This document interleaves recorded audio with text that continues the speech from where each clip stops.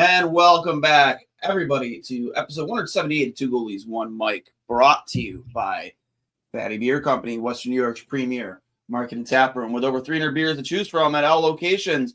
I'm sure it was great vibes last night from the national championship game. Wasn't great vibes for the Sabres game, 4 o'clock start time. But if you're looking for somewhere to watch the Bills game this Sunday as they look to make their first Super Bowl since, what was it, 95? Was it 94 or 95? No. 93. Was it 93? 90, 91, 92, 93. Oh, 95 yeah. was the last time they won the division. That's right. You're correct. Yeah. So that was the year I was born. I was like, trust me, I hadn't seen him get to the AFC Championship until a couple years ago. That's why the other day, my buddies got pizza and it got there in the fourth quarter. Yeah. He's like, all right, you ready to have some? And I was like, I can't eat.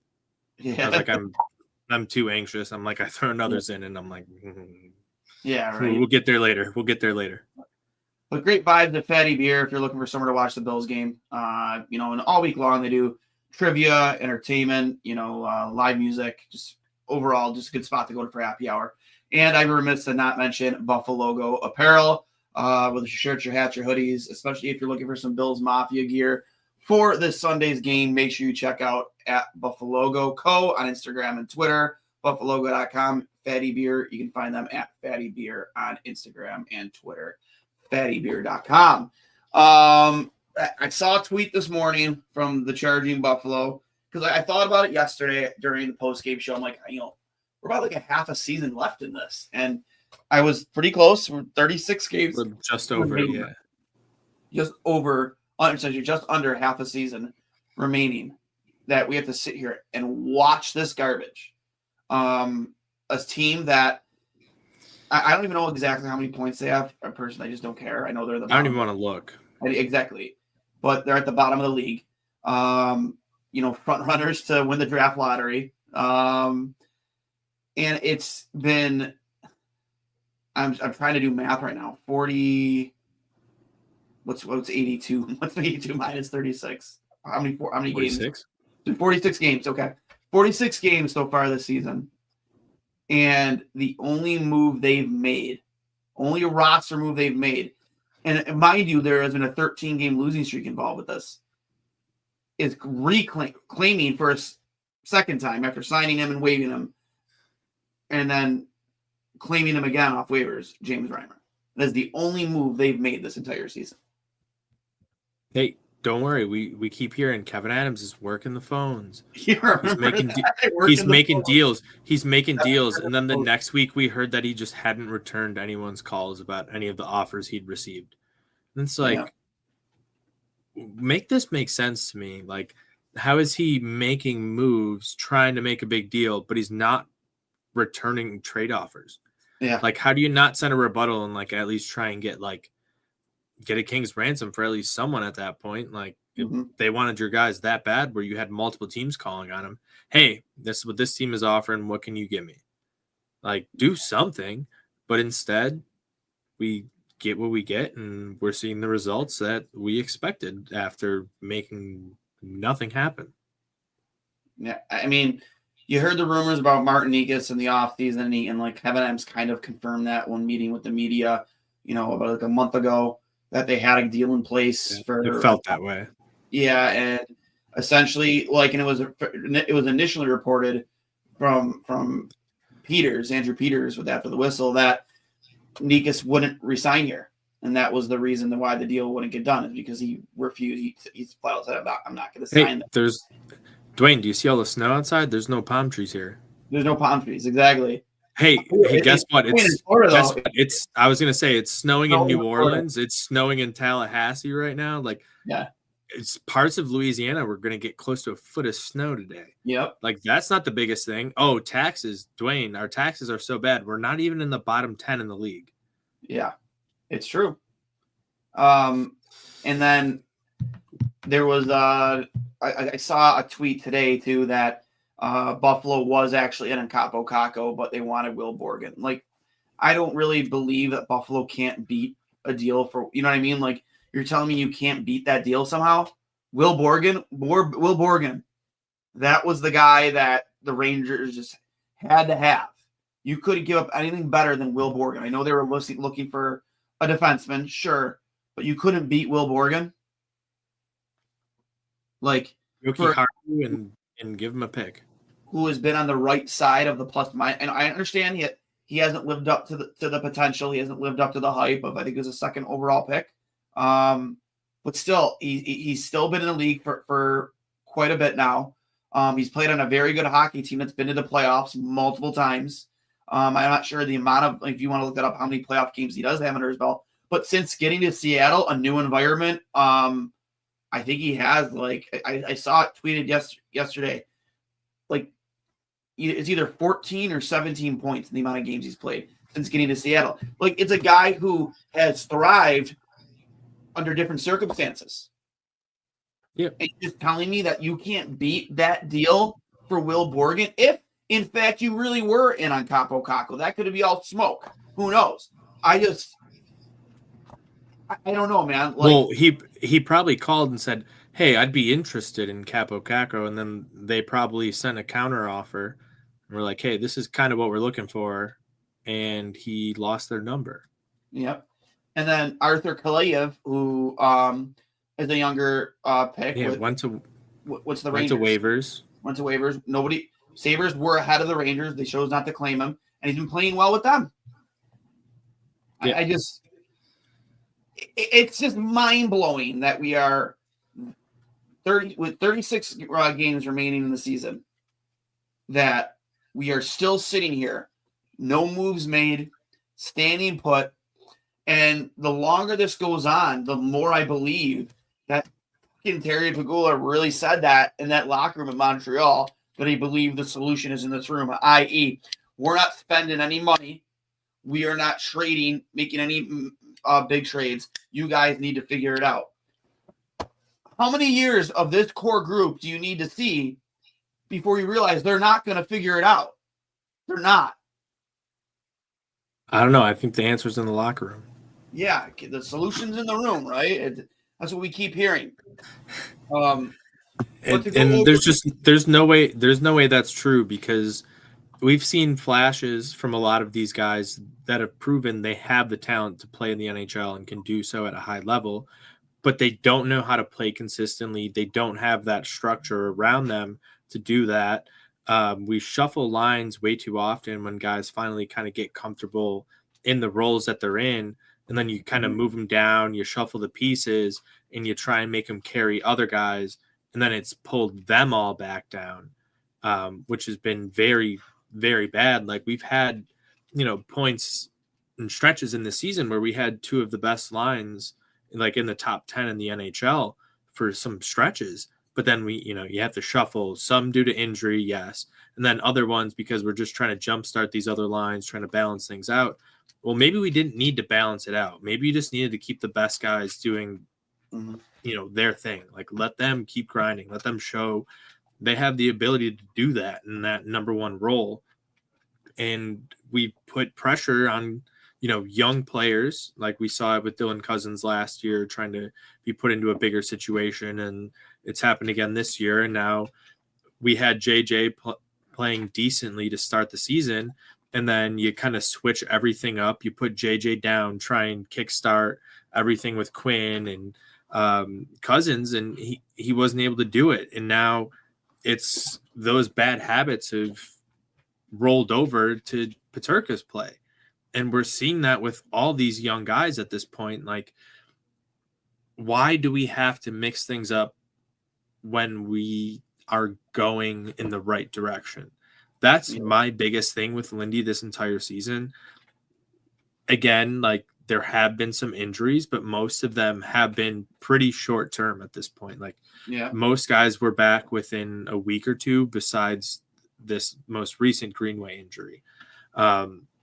So when you look at everything, it's like, hey, all right, these guys are back. Just put them back together. Like, let them get going again. Like, they had chemistry, but instead he puts other guys back in the lineup and mixes everything up. And I know this has worked for him in the past, but it doesn't seem to work with this team. Like, certain guys just play well with others, and it helps their game on both sides of the ice. But when they get mixed up, they don't know where to trust these other guys when they're trying to play defensively to open the offensive game, and then they get lost. And then you have, all these other situations with Samuelson and even Clifton, who are supposed to be your more defensive guys, and they still just look lost back there. Like they see a guy standing next to him and they're like, oh, we're just doing a drill, right? Like, no, like go into that guy, put a body into him, at least get a shoulder into his back, like put a stick on him, like do something to him. And we've just seen time after time, it's killed this team. Yeah. Like, did Devin Levi play like his best game? No. Like, I think out of those 5 that went by him, definitely just probably the Alexiak goal, I think he probably went back. But like the first 2 goals we talked pre-show, like deflect shots that were blocked that got kicked directly out to a Kraken player, and there's just no coverage. Just people are just unaware that a forward is slipping in, and it was like almost legitimately the same goal on the first and second goals, the same exact goal. Yeah, and you want good rebound control, but sometimes when they're coming from the point at the rates they are, there's only so much you can do. Like, you just need to make sure you block it. You're not worried about where it goes, but you have to trust the guys in front of you to just not let it find an open stick. That's the biggest thing. Like, get something in there. And like, people are saying, oh, Levi's just not playing NHL standard. No, like, look at his numbers in the AHL. This dude's been absolutely killing it. They did it because they're on a West Coast swing where they have a bunch of games at weird times because of the holiday, everything else. So they wanted to bring him up just to play an extra game, just to eat some time, let him get some experience out there, let him get with the guys. But it's the team in front of him that really let him down. Yeah, it's so true. Like, just the defensive zone structure is just, and it's kind of crazy because in the past with Lindy, especially with his time here in Buffalo, they were very good defensively disciplined hockey teams, and to see and we can sit here, we can put a lot of it on Lindy if we want, but at the end of the day, it's just the players. How many coaches now? 3 different coaches with this core, and it's the same issues that you've had since they were rookies, since Cousins was a rookie, since Tage was the same shit. The same shit. This is a big thing. So, like, you look at scoring numbers in junior hockey, where a lot of the guys we draft are from. The score and the same thing like USHL with these younger Americans. The scoring rates are crazy. Like, it's a completely different game. Like, that shit is wide open. Like, no one plays sound defensively. So when you're coming up from 10 years old to 18 and you're just being taught score, offense, skate. Now you come to the league and you're trying to be taught a completely different system. Like, how can you buy into that when you're like, oh, well, this is what's gotten me to the show. Like, I'm going to keep doing what I've been taught to do for the last 18 to 20 years of my life. I think that's a big part of it. And this is also something we saw with the NFL in the past few years. And now it's kind of corrected a little bit with a lot of these guys spending more time in college, where they were coming in playing these huge spread offenses, not really huddling up, never really going under center, not really playing a physical game at all. And now the game's kind of correcting itself a little bit with, that extra time, like I said. But you see this, and I think it's kind of a similar parallel to what's happening with the NHL right now, because you see some of the top players, the most dynamic players, doing the craziest things. Well, hey, there's only 10 to 15, maybe 20 guys in the world that can do a lot of those things. Like, worry about everything else. Be the best at every other aspect of the game, and you will have a job in the league for 15, 20 years if you really want. Like, if you can do that, we've seen that with guys, like Patrick Maroon, who's still been hanging around. Who was it? Joe Thornton, even at the end of his time, was still sound defensively, like could do both sides of the game. And if you can't do that, like, what really are you doing at this level? Yeah. Who was it that who was the guy? He was a suitcase. He won like 4 cups with 4 different teams. He played with Carolina. What, Mike Williams? Oh. Justin Williams. Justin Williams. That guy. Yeah, Like, after the Canes. Yeah, he bounced around and missed Game 7. Yeah, exactly. Like, they don't have any deep playoff experience in this team other than Bowen Byram. Yeah, they have, like, Kubel. He won a cup, but, like, Kubel, he's not even, like, a permanent guy in your lineup. Like, and Seattle has absolutely owned us now since they've come into the league. We're 1-7 all time against an expansion team. We can't seem to figure it out. We have more wins against them than we have against, like, Vegas since they've come into the league. Like, and the thing with Seattle is, they're a team that's going to get to the net. They're going to get pucks to the net. So, like, down low, essentially in that area you call the house, that you have to be disciplined. You have to know who's around you when you play teams like that. And against Seattle, man, they just, like, literally just puck watching, not being aware, not communicating, like, not knowing where your man is or where, F3 is, however you phrase it. Yeah. Not knowing or knowing that, your winger. There's a guy trailing behind. Like, exactly. It's the little things. Like, it's just that awareness of where everyone is on the ice and, like, anticipating where they're going to go, where they're going to be. If you can beat a guy to a spot, you're going to cut him off completely. He's not going to be able to do what he wanted to do, what he was planning to do. And again, there's only 10 to 15 people in the league who are going to make the move out of that. That makes you look stupid. You end up on a highlight reel, whatever. At least you tried to make the play. It's just laughable when you have, like, third, fourth line guys just standing in front of the net. I think it was the Washington game. Yeah, the Washington game. They're like, oh, it was a bad bounce. The puck bounced right to him, and you had Owen Power stand directly next to him and do nothing. Yep. And even the other day against the Penguins, like, you had a great opportunity in that game. You let that one slip again, and then you just let it fall straight down a cliff. Like, it just feels like once they let one in, they're like, oh, the sky's falling. Yeah, and they just completely forget how to play hockey at all. It's just get it off my stick. I don't want it to be my fault. And it's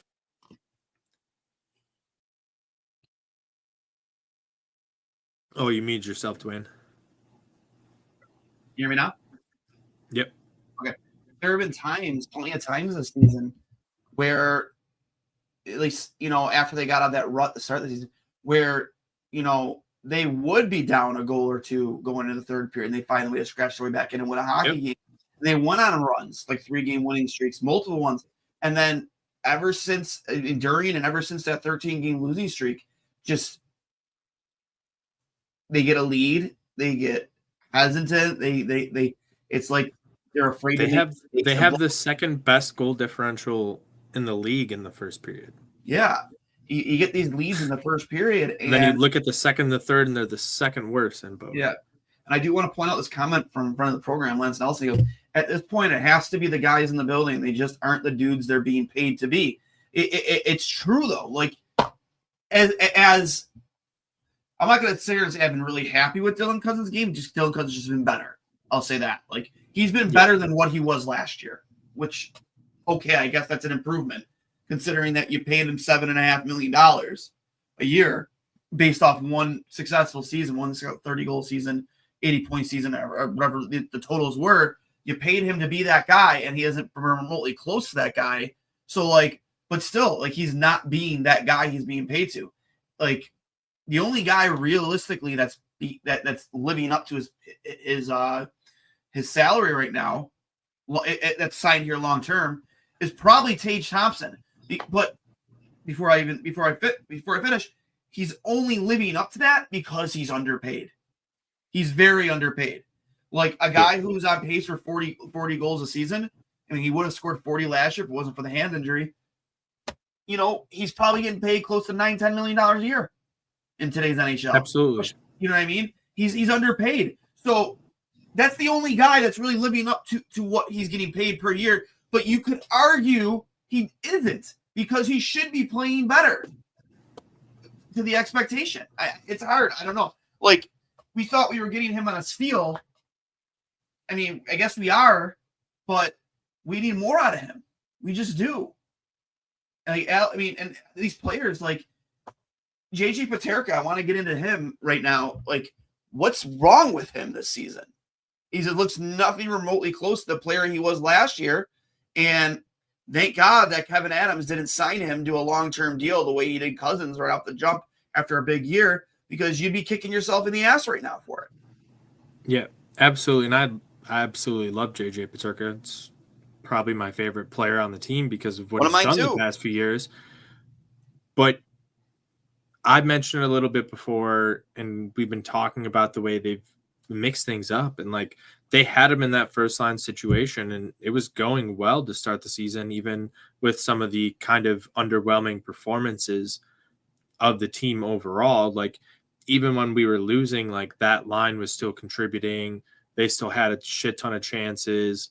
I know the power play didn't click right away, but they figured it out after a little bit, and it started going. And you kind of had, the injury to Tage, and Tuck had a little injury, and you just mixed everything up. And ever since they've lost that consistent structure up on that top line with the three of them, JJ's been bounced around with all these other guys. And I just don't think he can trust any of the other guys in that middle six there to be able to do the things he wants offensively.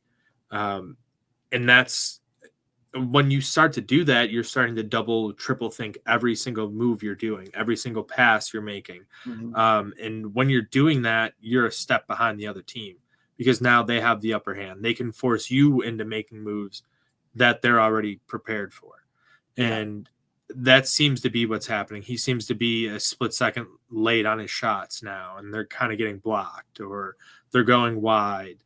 And that's another big thing. I mean, even with not just JJ, but JJ, Tuck, and Tage Thompson, if you look at their shooting percentages, and at the rate that they're missing the net, like, all three guys are, I believe, in the top, like, 10 percentile of missed shots on net, like, just completely whiffing on the net. They're trying to be too fine. They're trying to pick every single corner because they don't trust everything around them. When you have guys that go to the net, when you can trust that, hey, I know I got a winger who's going to be barreling down there for the rebound, even if I can't catch this goalie low far side, he's going to kick it right to him. That type of thing. And when you can trust guys to do the little things like that, it makes everything else come easier, because you find an opening, you take it. And it feels like they're trying to find the perfect situation way too often, and it's allowing other teams to kind of snuff everything out, and then they have nothing to do, shoot it right into someone, turn it right back over. And then it allows the other team to get numbers because they already know, they foresaw it coming. They're already ready to go. And until you can get guys that trust each other to play a full game up and down the ice, I think it's just going to keep happening to young guys. Like, they'll get hot, but once a couple of shots don't go in and you start getting caught going back, you feel it. Like, that monkey gets on your back, and then when it's on your back, it just feels like it snowballs guys down a mountain here. Yeah, you're right. Like, if the pressure is getting to JJ too, like, knowing that this was, and here's the thing, like, with most players, like, when they know they're in a big contract here, they perform at a much higher level. You look at Dylan Cousins, for example, a guy who knew he was coming up for an extension. You see it in baseball constantly. Look at Javi Baez, and now look at him after. Yeah, I mean, the guy can't even hit 200.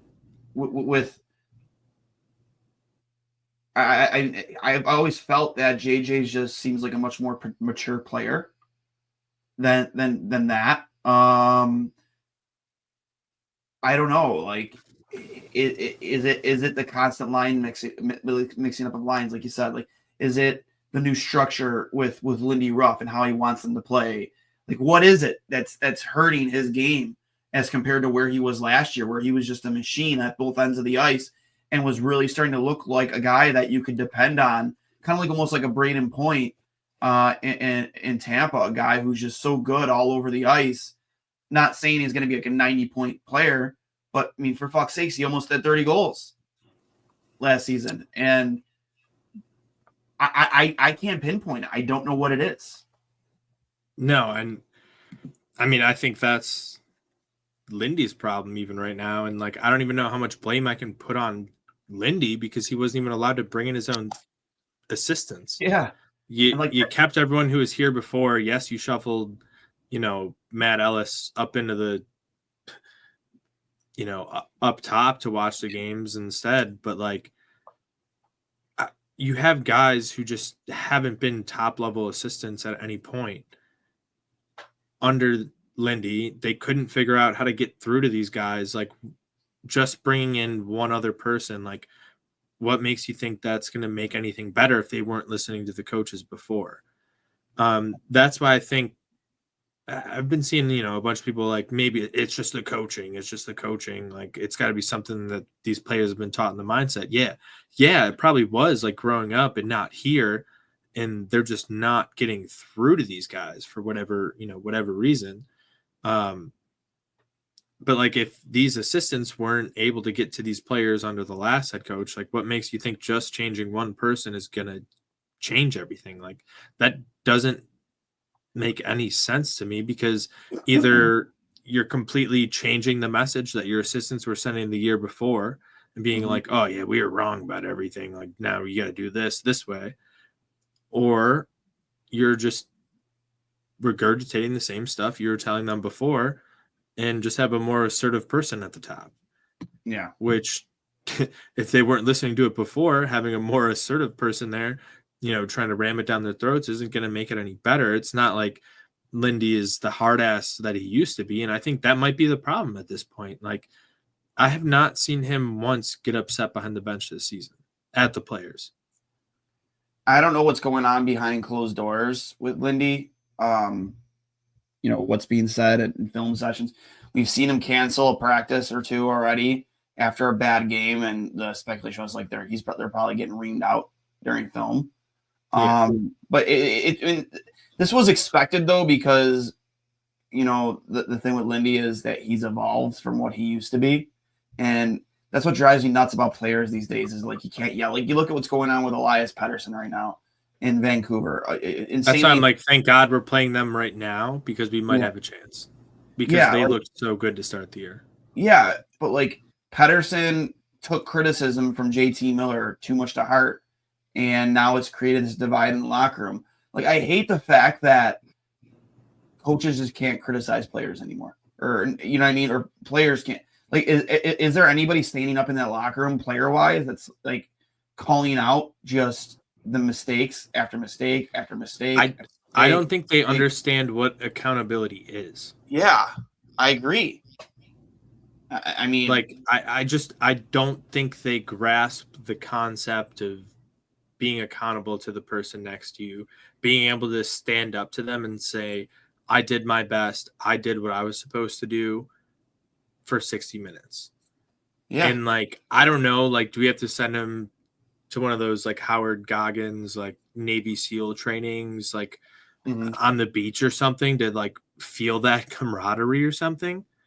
And like, or do we do like the giant rainbow parachute, thing like you used to do back in elementary school? Like, you gotta trust each other and like run under and not run straight into each other. Like, I just don't get it. It just like it just does not feel like a cohesive unit at any point on the ice. But when you see the videos after the wins, and it feels like there are friendships and connections, and like the guys care about each other. But like, you have to show that day in and day out, whether you're playing a game that day, whether it's practice that day, whether, it's a travel day, and like, you're just making sure you're on time. You're making sure, you're checking in on your guys. Hey, how's your family? Like, how's the baby doing?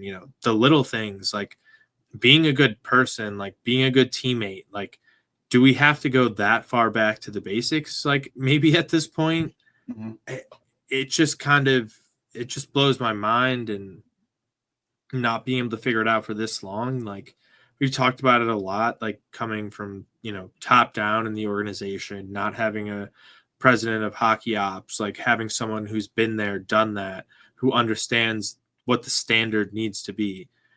We hear Sean McDermott talk about it all the time. The standard is the standard.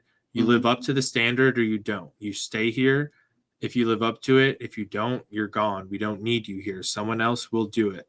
Someone else will be willing to do that job and do what we need and to be accountable to do that job. And, you put your hand up when you make a mistake and you go back out there and you make up for it. You don't let that, weigh on your shoulder. It's because you care about the guys who are in the locker room with you, and you care about providing the fans what they expect. And if you do that, guess what? You're going to make a lot of money for yourself. You're going to be set up long term. You're going to live a great life after hockey. But like, if you don't, I don't know. You're just doomed in hockey hell now. Hockey hell. Remember with hockey heaven. Oh fuck, man! When Darcy said he will have to go through some suffering, 13 years of suffering now. The NHL trade deadline, I believe, is March 7th. Yeah, it's the day after my birthday. We're less than 2 months away. Kevyn Adams' future heading into the NHL trade deadline. Can Terry Pegula, actually, I don't even know, man. I really don't think Terry's going to fire him. I really don't think he's going to. So when Kevyn Adams took over as GM at Harbor Center, he didn't know how to answer an email. And I'll leave it at that. That's a true story. That's our general manager. That is, I know the person who taught him. Yeah, that's hilarious. So then that was how many years ago? You know what I mean? Like, that's the guy. Not even that long ago.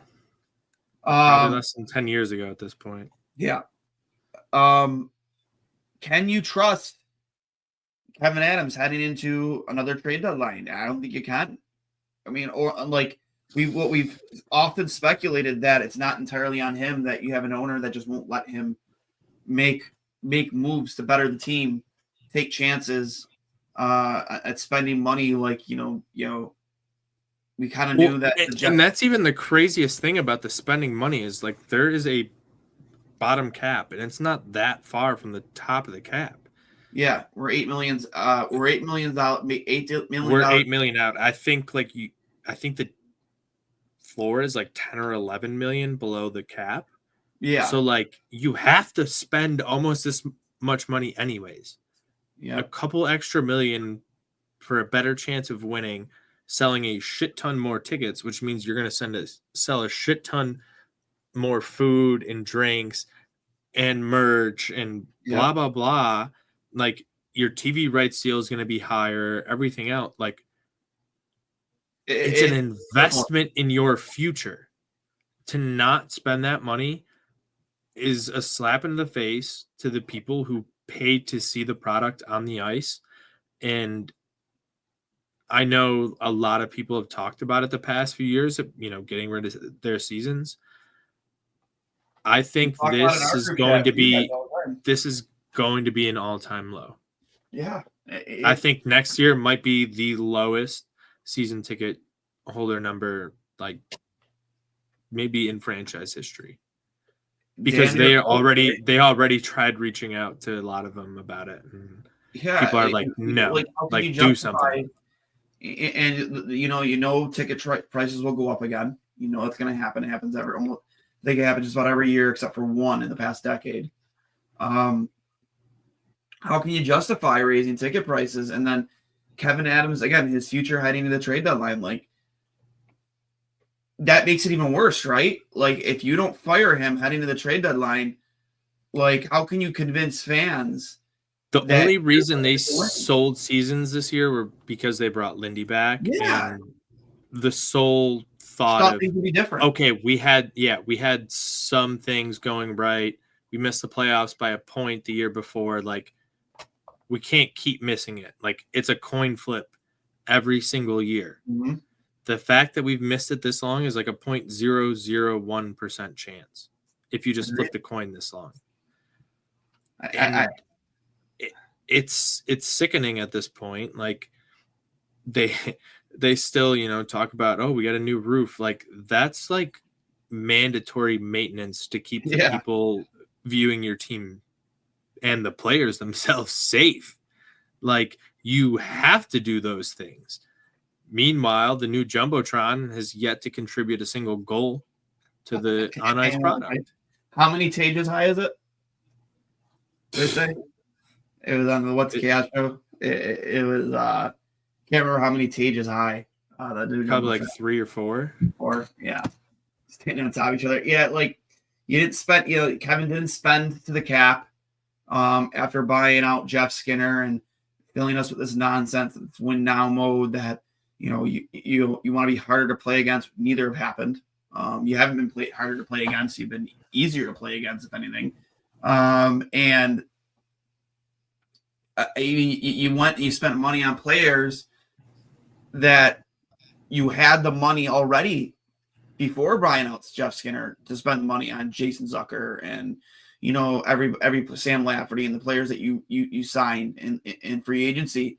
And then the trade for McLeod, you know, however much more money that was on the cap or whatever it ended up being. Like you had that money before buying out Jeff Skinner. I'm not here advocating that we should have kept Jeff Skinner, but we can't convince fans that this team is committed to winning.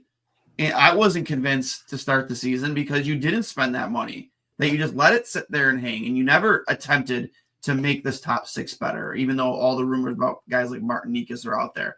And then you the players you let go, you know, you look at Victor Olofsson. I know, and I took some, I didn't realize you wanted Victor Olofsson. I'm not saying I want Victor Olofsson back, but it's just an example of a player that you knew was going to thrive somewhere else. You knew it was going to happen. And I could have got some sort of value. Yeah. And I always knew the second he left, you know, and could sign anywhere he wanted to as a free agent, he was going to Vegas, because if people remember when Jack Eichel was still at Buffalo and he was on the Spit and Chicklets podcast, he talked for like 5 minutes about how highly he thought of Victor Olofsson. And I believe the exact words were he believes Olofsson could score 30 or 40 in his sleep. And you see it happening. You see it. I know he was hurt a little bit, but he's almost a point per game player right now. And he's like a +9 in Vegas. Yep. And you can sit there and tell me, he's a merchant off Stone and Eichel. Okay. Teams have players like that whose sole purpose is to go out there and score. It's not his fault that this organization couldn't find a way to put him in that position for the amount of time he was in here for all but 1.5 seasons. Honestly, think about all the random guys they threw with Crosby and Malkin or with Kane and Taves over the years, who literally were merchants of that, went somewhere else, got paid like $5-6 million, and were like 30-40 point players. It's happened so many times. And like, that's what you need to do. You need to get guys who can just be in the spot that your best players can trust. And that's all you have to do. And it should be so easy when you have someone like Tage, who can make some of the craziest plays I've ever seen, like especially at his size and like the speed that he has. Like, all you have to do is just keep your stick on the ice. Like, he's going to somehow reach around the defenseman and get the pass back across. Like, if you're there, like, there's so many easy ways to score in this league if you just play off your best players and you just put someone there who's smart enough to do it. And we saw, like, even Evan Rodriguez has been able to do it. Like, you put him with good players, he succeeds too. Like, it's just having a high hockey IQ. It doesn't matter about just like scoring in juniors. Like, scoring in juniors, like I said, is pretty fucking easy. Like, everyone at that level is putting up 60 points per season, like, at least. Like, if you think you're getting drafted, that doesn't mean anything. Like, who are the guys who are making the little plays that make the difference? That's the biggest thing. And they're not drafting the players who do that.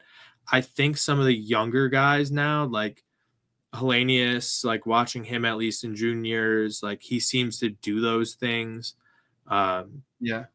We've seen it a bit from Kulik. I think Rosen can do a little bit of that. He's shown a little bit of a two-way game down in Rochester.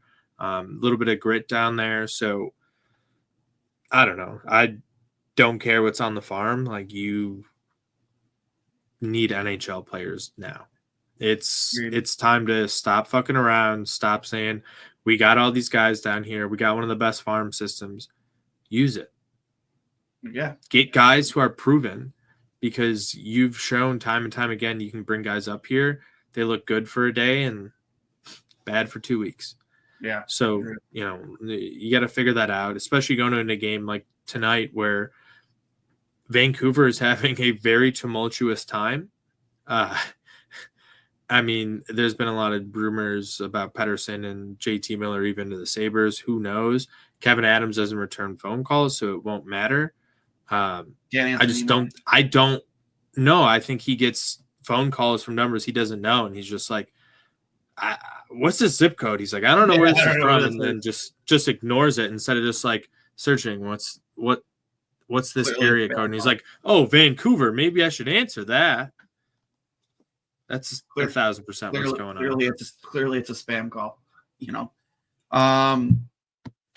Yeah, I didn't personally get back to the point. Like, I just don't trust that you can have Kevyn Adams as your GM at the end of March 7th. You can't, because this, again, you have a guy like Jason Zucker, who I truly don't believe he wants to resign here. Why would you?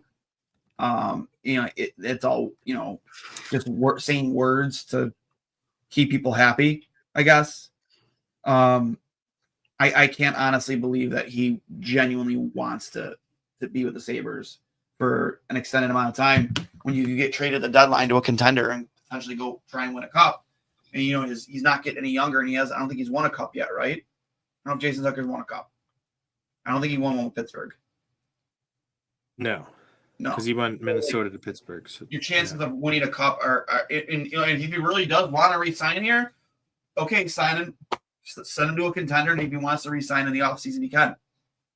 But, I mean, that right there, Jason Zucker. And if he does want to re-sign here, he should be willing to be like, yeah, go get a fucking asset for me, and I'll come back. Like, exactly. If he cares that much, he would do that. I think it's poor asset management if he actually goes out there and doesn't trade Jason Zucker at the 100%. NHL trade deadline. I think it's poor asset management. Last topic, and then we'll get out of here. Is this worse than the Bills drought?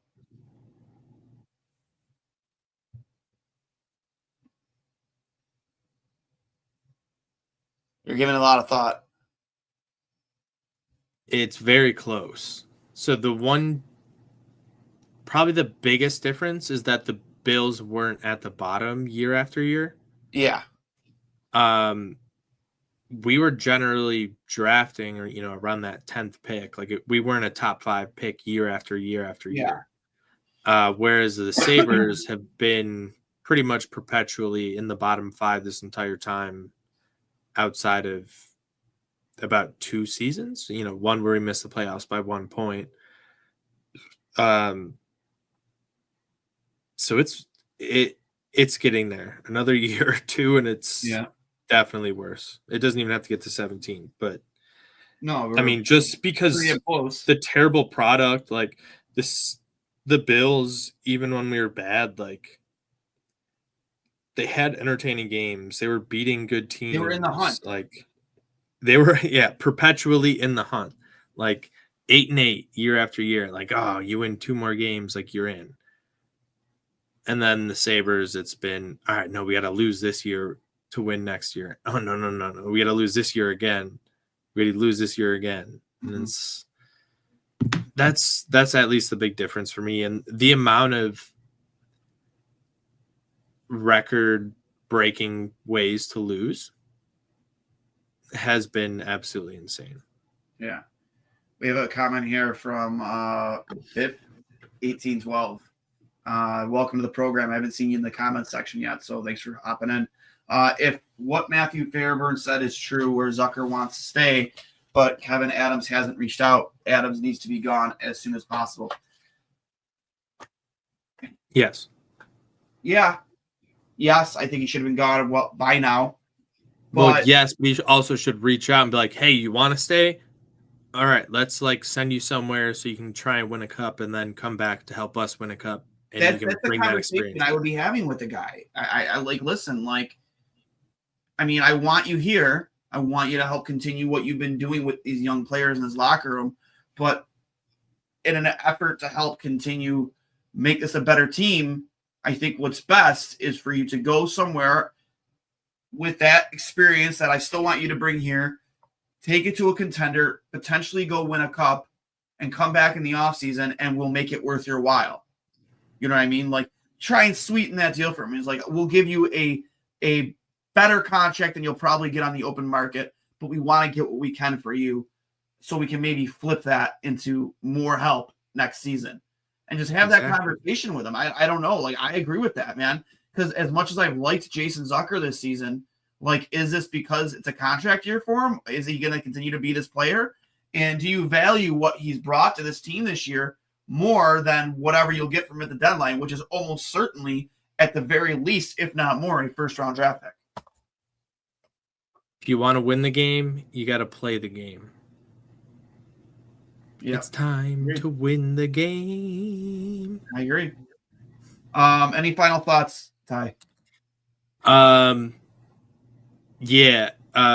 Any Sabres season ticket reps? If you know, if I can get some, I can just turn my tickets in for the rest of the season because I don't want to cry. No, I don't even want a refund. You can just have them. Just have them. Yeah. Can't even give them away right now. I don't want them anymore.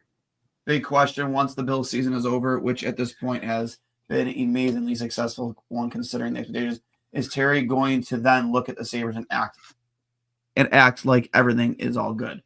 That is a good question, that after his focus is off the Bills, which is clearly where it's been pretty much all season. Does he know the Sabres are still playing? Yeah, he might not even know. Who knows? Will he be more hands-on with making major decisions with this team? That's a good question. Hopefully. The Sabres have a game tonight against Vancouver in a little over an hour. Hopefully they can pull this one out. Honestly, guys, I don't know if we'll go live after it. We'll see. Probably, honestly, I don't know. I don't know if I have it in me to record and talk about this team twice in one night, but thanks for hopping in. If you enjoyed, we'll see if it's a complete dumpster fire or the exact opposite. Maybe. But here's the thing, man. Like, if it's either or, the fans in this community we built here, they want to talk about it, and they're always here. So, I can't appreciate you guys enough. I say it every time we go live. The community we've built here is second to none, and I appreciate you guys all always hopping on, whether it's for an episode of Two Goalies, One Mic, or our post game. I'll hang up and listen. If you enjoyed this, please make sure you hit like on Twitter, Facebook, or especially YouTube, where we're trying to build that platform.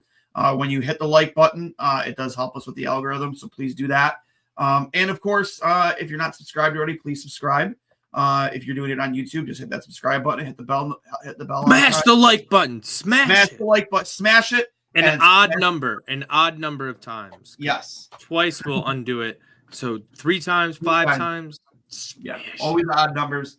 And please make sure you subscribe and hit the little bell icon so you know when we go live. If you don't already subscribe to us on Twitter, you can find me at DuaneS39. You can find Connor Hurley, who is currently flying back to California after going to the Bills game. You can find him at CHurls13, and you can find us at Two Goalies, One Mic.